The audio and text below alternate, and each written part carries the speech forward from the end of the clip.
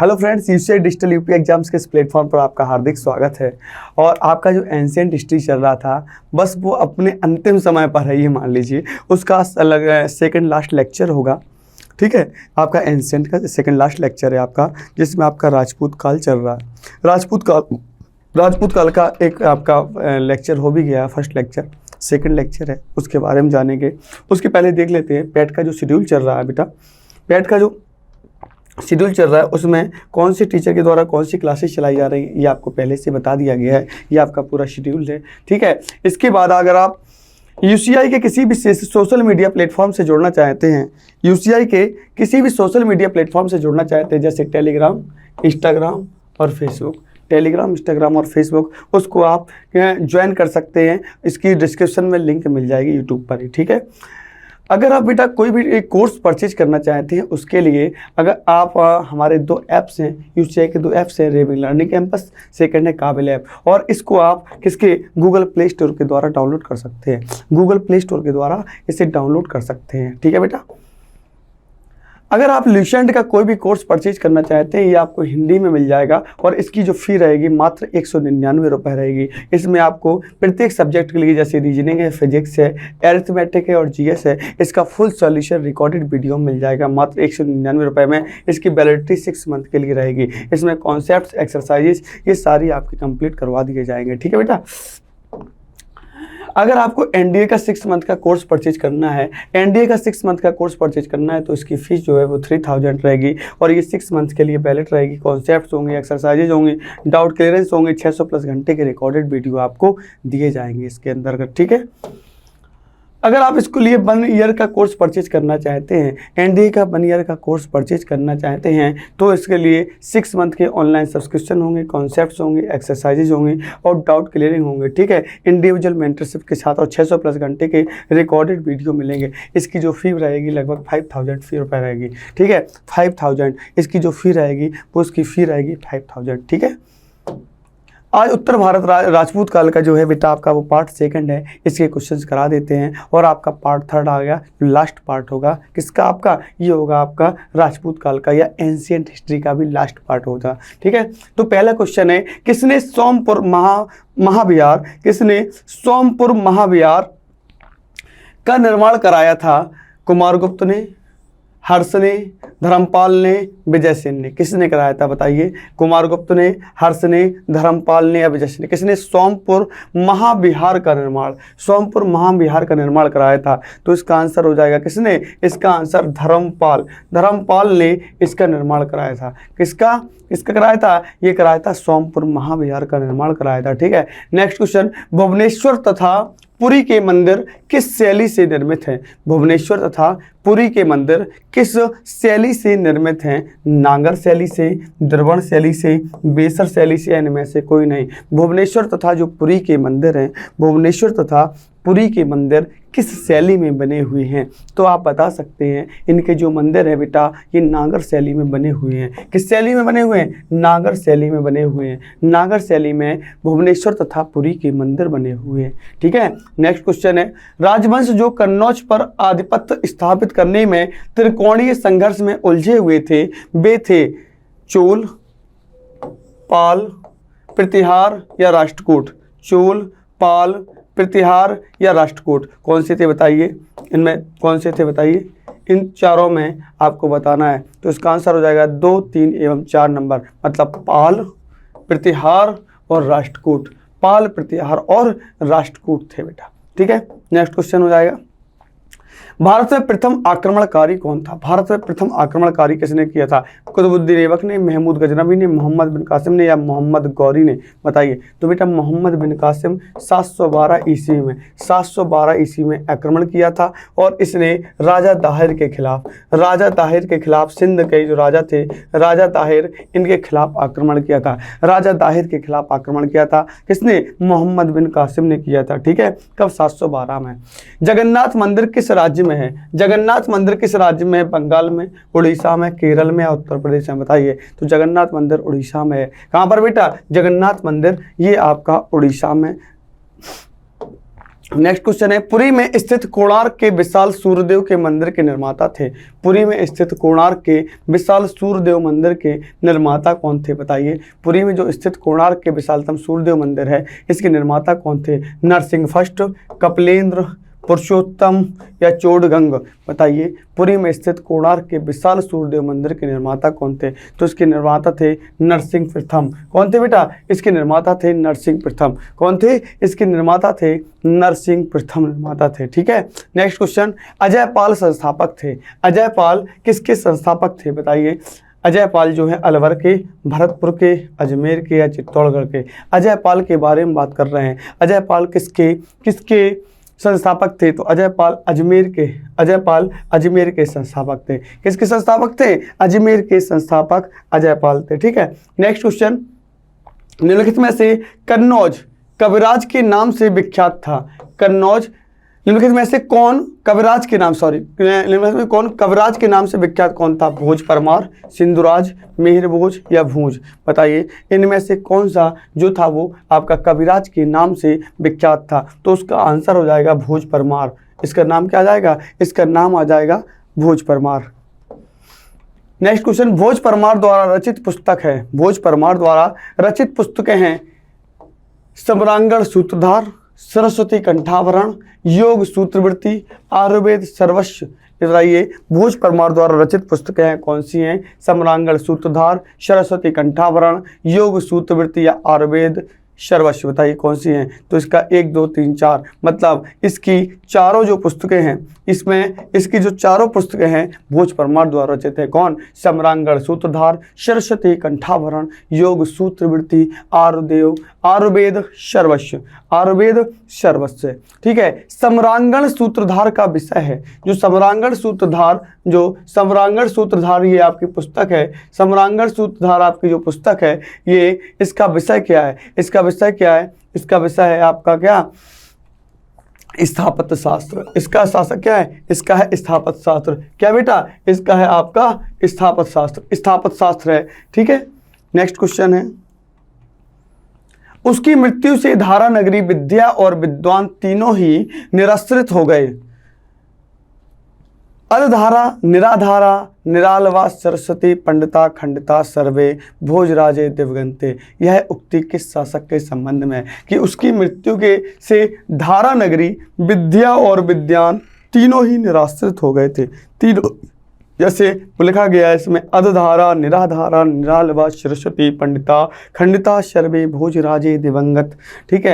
ये किसकी उक्ति से किस शासक के संबंध में है? तो ये है बेटा भोज परमार। किसके शासक संबंध में? ये है आपका भोज परमार के संबंध में। नेक्स्ट क्वेश्चन, किस शासक के राज दरबार में जैन आचार्य हेमचंद को संरक्षण मिला था? किस शासक के राज दरबार में जैन आचार्य हेमचंद को संरक्षण मिला था बताइए। किस शासक के राज दरबार में जैन आचार्य हेमचंद को संरक्षण मिला था? जय सिंह, सिद्धराज, कुमारपाल, ए और बी दोनों या इनमें से कोई नहीं बताइए। किसको मिला था? इसमें मिला था ए और बी दोनों को मिला था। किसमें? ए और बी दोनों। ठीक है बेटा। नेक्स्ट क्वेश्चन है, वह प्रथम भारतीय शासक कौन जिससे तुर्क आक्रांता मोहम्मद गौरी का सामना हुआ और जिसने मोहम्मद गौरी को परास्त किया था? वह प्रथम भारतीय शासक कौन जिसने तुर्क आक्रांता मोहम्मद गौरी का सामना हुआ और जिसने मोहम्मद गौरी को परास्त किया था बताइए कौन सा था? वो आपका था भीमद्वितीय। भीमद्वितीय ने सबसे पहले समथिंग शायद 1178 के आसपास की बात है, 1175 या 78, थोड़ा कन्फर्म नहीं है। इसमें इन्होंने किसको किया था? ये भीमद्वितीय को पराजित किया। भीमद्वितीय ने किसको? मोहम्मद गौरी को पराजित किया था बेटा। ठीक है। किस शासक ने कालिंजर के अजय दुर्ग का निर्माण करवाया था? किस शासक ने कालिंजर के अजय दुर्ग का निर्माण कराया था बताइए। नन्नुक चंदेल, यशोवर्मा, धंगदेव, गंडदेव। ये बताइए किसने आपका शासक ने कालिंजर के अजय दुर्ग का निर्माण कराया था बताइए। नन्नुक चंदेल, यशोवर्मा, धंगदेव या गंडदेव। किसने? तो ये करवाया था आपका किसने? ये कराया था आपका धंगदेव ने। किसने कराया था? धंगदेव ने कराया था आपका। ठीक है बेटा। नेक्स्ट क्वेश्चन है, निम्नलिखित में वह कौन सा संवत है जो कलचुरियों द्वारा, निम्नलिखित में से वह कौन सा संवत है जो कलचुरियों द्वारा प्रयुक्त किए जाने के कारण कलचुरी संवत भी कहलाता है। ऐसा कौन सा संवत है जो कलचुरियों द्वारा प्रयुक्त किए जाने के कारण कलचुरी संवत भी कहलाता है? कौन सा संवत? कलचुरी संवत भी कहलाता है। विक्रम संवत, शक संवत, त्रैकूटक संवत या इनमें से कोई नहीं? बताइए कौन सा संवत है? तो वो है त्रैकूटक संवत। कौन सा बेटा? ये त्रैकूटक संवत है। कलचुरियों द्वारा प्रयुक्त किए जाने के कारण इसे कलचुरी संवत भी कहते हैं। किसको? त्रैकूटक संवत को। किस संवत को बेटा? त्रैकूटक संवत को। किसके राज्यकाल में लक्ष्मीधर, कल्पद्रुम या कत्यक तैलच्मातर ने कल्पद्रुम या कृत्यकल्पतरु नामक विधि ग्रंथ की रचना की है? किसके राज्यकाल में लक्ष्मीधर ने कल्पद्रुम या कत्यक तैलच्माधर ने कल्पद्रुम या कृत्यकल्पतरु नामक विधि ग्रंथ की रचना की है? बताइए चंद्रदेव ने, गोविंद चंद्र ने, जयचंद्र ने या इनमें से कोई नहीं? तो बताइए किसने? तो इसका आंसर हो जाएगा गोविंद चंद्र ने। किसने बेटा? गोविंद चंद्र ने। नेक्स्ट है चंदावर का युद्ध।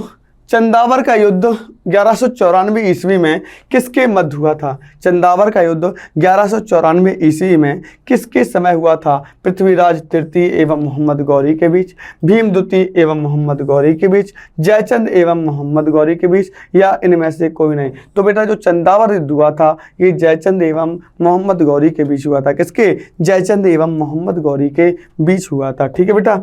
नेक्स्ट क्वेश्चन है नैषेध चरित व खंडन खंड खाद्य। नैषेध चरित व खंडन खंड खाद्य के रचयिता श्री हर्ष किस शासक के राजकवि थे? किस शासक के राजकवि थे? बताइए। नैषेध चरित व खंडन खंड खाद्य के रचयिता श्री हर्ष किस शासक के राजकवि थे? पृथ्वीराज तृतीय के, कुमारपाल के, चंद्रदेव के या जयचंद्र के? किसके राजकवि थे? तो आप बता सकते हैं किसके? जयचंद्र के थे। किसके थे बेटा? ये जयचंद्र के। नैषेध चरित व खंडन खंड खाद्य के रचयिता जो श्री हर्ष थे ये आपके जयचंद्र के राजकवि थे। किसके? जयचंद्र के राजकवि थे। ठीक है। नेक्स्ट क्वेश्चन, निम्नलिखित शहरों में से किसमें लिंगराज मंदिर अवस्थित है? लिंगराज मंदिर कहाँ पे बेटा है? भुवनेश्वर, बीजापुर, कोलकाता, शिवगंगा। तो आपको मालूम है ये आपका कहाँ पर है? भुवनेश्वर में स्थित है। जो आपका लिंगराज मंदिर है बेटा ये कहाँ पर स्थित है? ये आपका भुवनेश्वर में स्थित है। कहाँ पर? ये आपका भुवनेश्वर में स्थित है। ठीक है। नेक्स्ट क्वेश्चन, सूची फर्स्ट को सूची सेकंड से सुमेलित करना है। सूची फर्स्ट को सूची सेकंड से सुमेलित करना है जिसमें दिया गया है ग्रंथकार थे जैसे कल्लड़, बिल्लड़, जैनक, सोमदेव। ठीक है। तो इसके कल्लड़ की रचना क्या है आप बताइए? राजतरंगिणी, विक्रमांक, चरित, पृथ्वी विजय या ललित विग्रह? बताइए किसका आंसर कौन सा हो जाएगा? तो आपको पता है कल्लड़ की रचना है राजतरंगिणी, राजतरंगिणी, बिल्लड़ की रचना है विक्रमांक देव और आपकी किसकी?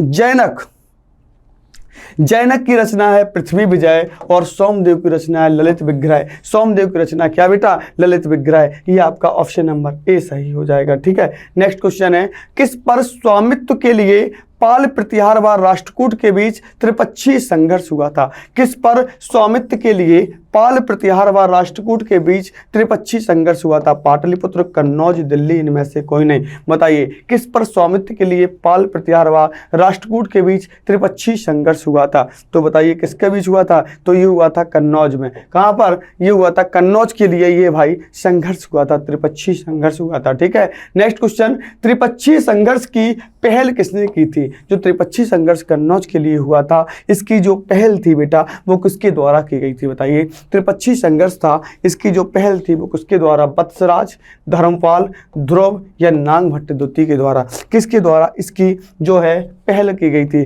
तो बेटा ये वत्सराज के द्वारा। किसके द्वारा? ये वत्सराज के द्वारा इसकी पहल की गई थी। त्रिपक्षीय संघर्ष का आरंभ किस सदी में हुआ है? त्रिपक्षीय संघर्ष का आरंभ किस सदी में हुआ है? बताइए। 8वीं सदी में, 7वीं सदी में, 6वीं सदी में, 9वीं सदी में?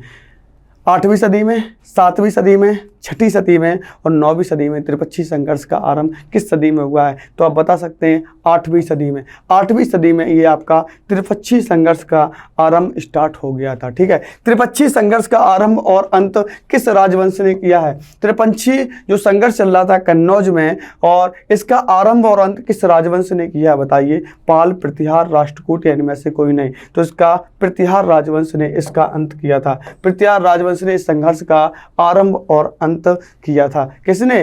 प्रतिहार ने बेटा। ठीक है, नेक्स्ट क्वेश्चन है, त्रिपक्षीय संघर्ष में भाग लेकर उत्तर भारत की राजनीति में हस्तक्षेप करने वाली और दक्षिण से उत्तर पर आक्रमण करने वाली दक्षिण की प्रथम शक्ति थी। बताइए कौन सी थी? दक्षिण की प्रथम शक्ति कौन सी थी? बताइए। ये आपकी कौन सी हो गई? हो जाएगी, ये हो जाएगी राष्ट्रकूट। ये कौन सी हो जाएगी? ये आपकी हो जाएगी राष्ट्रकूट। क्या हो जाएगी बेटा? राष्ट्रकूट। नेक्स्ट क्वेश्चन है, पाल वंश का संस्थापक था। पाल वंश का संस्थापक सबको मालूम है, पाल वंश का संस्थापक गोपाल था। पाल वंश का संस्थापक क्या था? गोपाल था। ठीक है बेटा, नेक्स्ट क्वेश्चन है, पाल वंश की राजधानी थी। पाल वंश की राजधानी बताइए क्या थी? मुदगिरी, मुंगेर, कन्नौज, दिल्ली, इनमें से कोई नहीं। बताइए पाल वंश की राजधानी कौन थी? पाल वंश की राजधानी थी मुंगेर। पाल वंश की राजधानी कौन सी थी? मुंगेर थी। ठीक है, नेक्स्ट क्वेश्चन, राष्ट्रकूट वंश का संस्थापक कौन था? दंती दुर्ग या दंती वर्मन द्वितीय, गोविंद तृतीय, कृष्ण फर्स्ट या इंद्र तृतीय? कौन था? राष्ट्रकूट वंश का जो संस्थापक था वो कौन था? वो था दंती दुर्ग या दंती वर्मन। वो कौन सा था? दंती दुर्ग या दंती वर्मन था राष्ट्रकूट वंश का संस्थापक। ठीक है, राष्ट्रकूट वंश की राजधानी क्या थी? बताइए बेटा। जो राष्ट्रकूट वंश था इसकी राजधानी क्या थी? मालखंड, कन्नौज, दिल्ली, पाटलिपुत्र। बताइए कौन सी थी? तो राष्ट्रकूट वंश की जो राजधानी थी वो थी मानखेत या मालखंड बोला जाता था। मालखेत या मालखंड बोला जाता था। ठीक है, इसका आंसर हो जाएगा, क्या हो जाएगा? मालखेत या मालखंड। तो इसका आंसर ये हो जाएगा ऑप्शन नंबर ए। ठीक है, नेक्स्ट क्वेश्चन, किस प्रतिहार शासक ने आदिवराह की उपाधि धारण की? किस प्रतिहार शासक ने आदिवराह की उपाधि धारण की थी? नागभट्ट द्वितीय, मेहर भोज या इनमें से कोई नहीं। बताइए किस प्रतिहार शासक ने आदिवराह की उपाधि धारण की थी? नाग फर्स्ट सेकंड, मेहर भोज, इनमें से कोई नहीं। तो इसका हो जाएगा कौन सा? मेहर भोज हो जाएगा। कौन सा हो जाएगा? मेहर भोज। ठीक है बेटा, आज के लिए बेटा इतना ही रखते हैं। ठीक है, और आपका इसके बाद एक और लेक्चर आएगा, मतलब लास्ट वीडियो आएगा, लास्ट लेक्चर हो जाएगा, और इसके बाद आपकी एंशिएंट हिस्ट्री समाप्त हो जाएगी। ठीक है, और आपकी मिडवल हिस्ट्री आपकी चालू होने वाली है। और मिडवल हिस्ट्री जैसे ही आपकी चालू होती है, और ये आपका जो ज्योग्राफी का टर्न है, जिसमें ज्योग्राफी आपकी समाप्त हो चुकी है, उसी टर्न पर अब लाने वाले हैं जिसका नाम होगा मिडवल हिस्ट्री। आप साथ में देखते जाएंगे क्योंकि टाइम कम बचा है बेटा आपके पास। ठीक है, टाइम कम बचा है, और इसी टाइम पे आप जल्दी से मिडवल हिस्ट्री का भी रिवीजन कर लीजिएगा। ठीक है, थैंक यू सो मच, धन्यवाद।